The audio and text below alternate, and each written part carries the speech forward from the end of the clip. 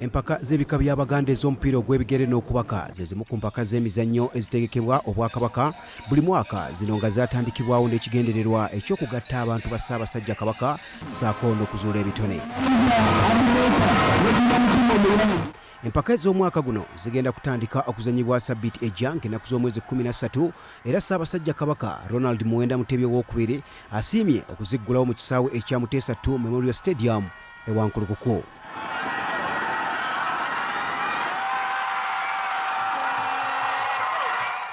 Oweekitiibwa Noah Kiyimba, minisita w'olukiiko, kabineeti n'amawulire, agamba ttiimu y'ekika ky'enkima yegenda okuggulawo empaka z'omwaka guno ng'ettunka ne ttiimu y'ekika ky'engabi ensamba. Omupiira ogw'abalenzi gugenda kutandika ku ssaawa 9 nga bulijjo, ate omupiira ogw'abawala gwo gugenda kutandika ku ssaawa 8. Ebisale sente ntono okuyingira $1,000, naye waliwo bannaffe ba VIP yagamba nti nze nja kusasula $200 okwongera okuwagira enteekateeka eno.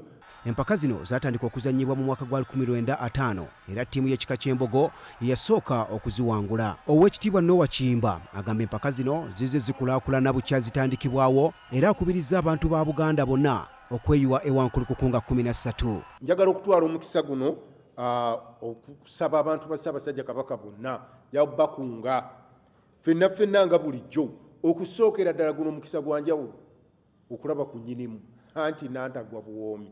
Omukisa guno gwa njawulo n'olwekyo Obuganda ffenna abateesiteesi bankakasizza nti bayina ekifo we tuli kijja kutumala bulungi. Ate Haji Sulaiman Magala, ssentebe w'olukiiko olutegese olw'empaka zino, agamba empaka z'omwaka guno zigenda kuteekebwa ku mutindo gwa nsi yonna era abawagizi basuubira empaka ennyuvu. Ssaabasajja Kabaka ali Wankulukuku ng'ennaku z'omwezi 13 nabwe kityo tetusuubira ate muzzukulu wa Nambi yenna kubeera walala wonna nga Ssaabasajja aliriddawa ng'ali Wankulukuku. Nabwe kityo buli omu muggweeyo. Ku luno twafunye omukisa Ssaabasajja Kabaka bw'abanga alabiseeko ate nga Mukama akyamutukuumidde tubeereyo.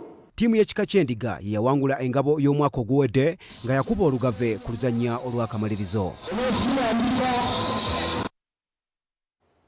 Ate nga tugenze